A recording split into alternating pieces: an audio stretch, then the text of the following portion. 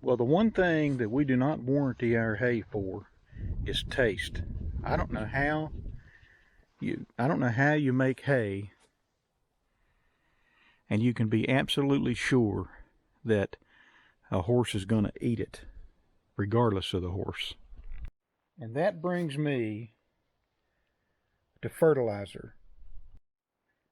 Now, back in November and first part of December, we still had an immense amount of hay in this barn, even down the center.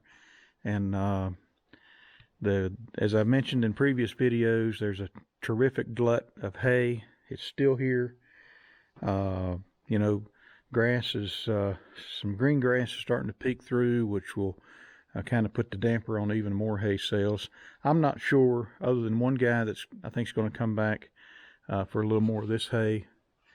I'm not sure that we're going to have any more sales until our first cutting. So with that thought in mind, potentially a barn full of hay, it occurred to me that, maybe we just don't fertilize as much. I kind of anticipated, that end of the barn kind of being somewhat full of hay, and we can have a barn with hay left. We can have this barn with hay left over and still have enough room to put in a heavy first and second cutting the following year. We just may not be able to park any equipment in it. But the thing that kind of caused me a little panic in my mind was, what if all you do is put down nitrogen? You don't put any potash or phosphorus, and what effect does that have on the flavor of the hay? And so we've kind of built our business around a quality bale of hay, weed free, all the attributes I mentioned earlier. But for some reason, our hay is tasty, and the reports we get back from customers are generally they don't leave a drop of hay behind. And so you couple all those things together, and we're not the lowest priced hay by any stretch, but you couple those things together, and you've kind of got a reputation of pretty good hay. And so what caused me a little bit of panic was, what if I just put down nitrogen and I don't put down any potash or phosphorus? We don't lime our fields and bring the pH up. What happens to the flavor of that hay? And then I've got customers, I don't know this to be a fact, but then we may have customers that say, your hay's kind of pricey, it's weed free, and it's soft and palatable, but the flavor is not very good and our horses won't eat it.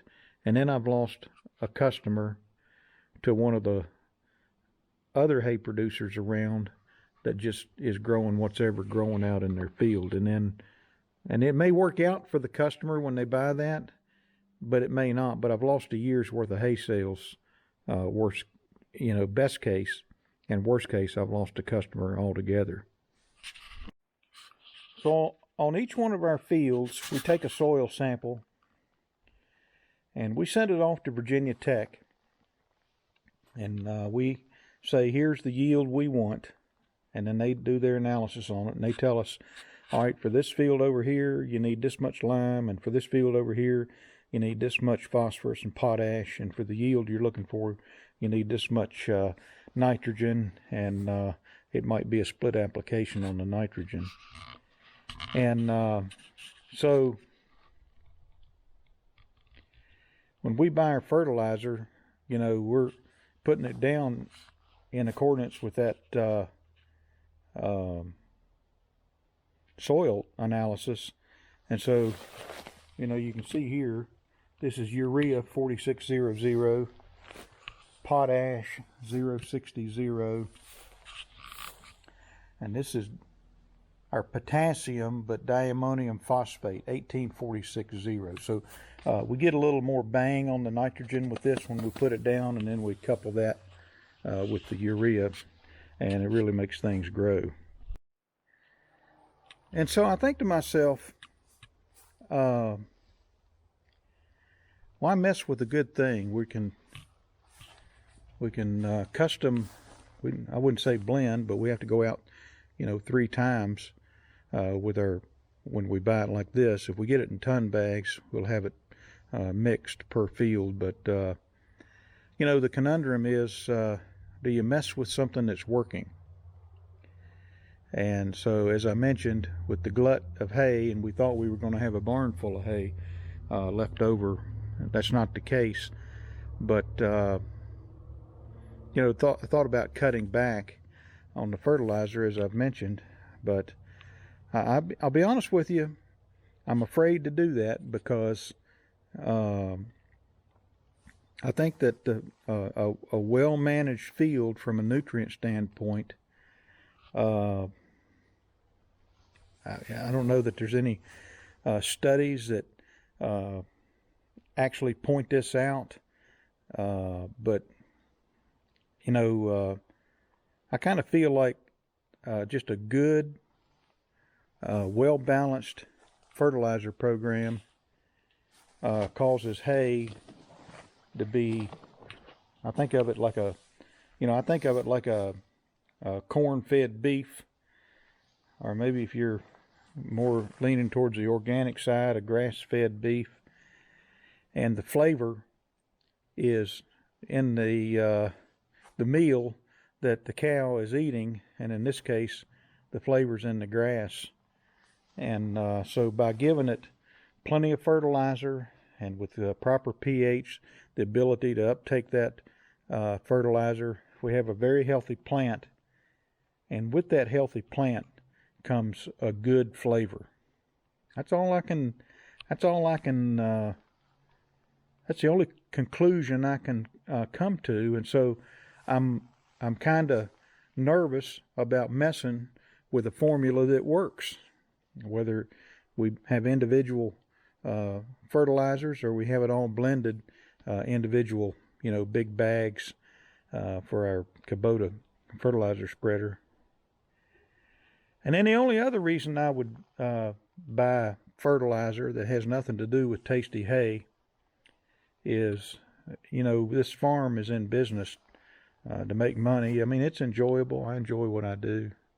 But I feel every bale of hay in this barn, some people look at that stack of hay and they go, they're like, dang, you didn't sell that.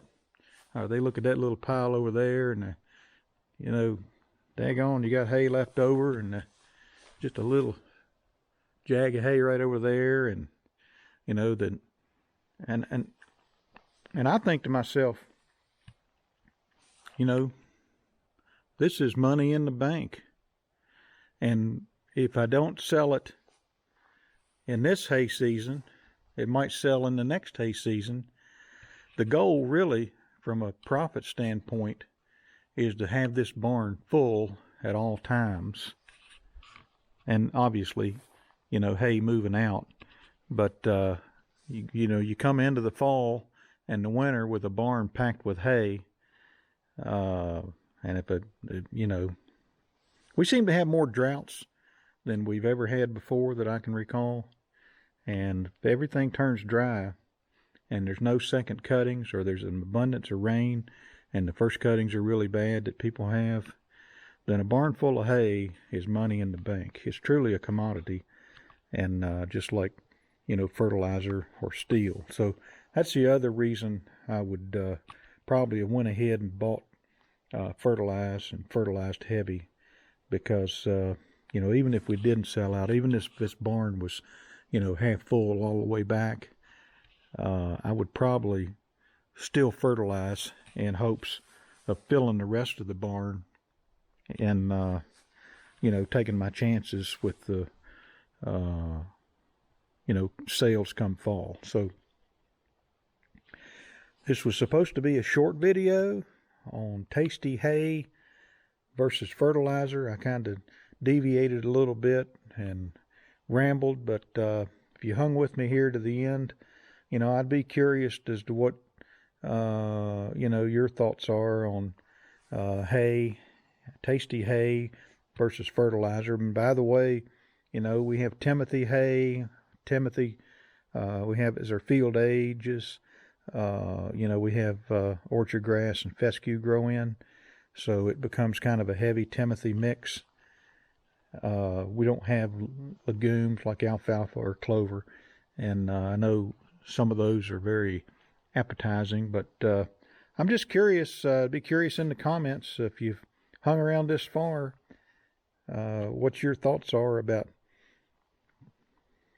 fertilizer, tasty hay, and how you get from point A to point B, where you got a customer coming back saying, they're eating every bite of it and we want more.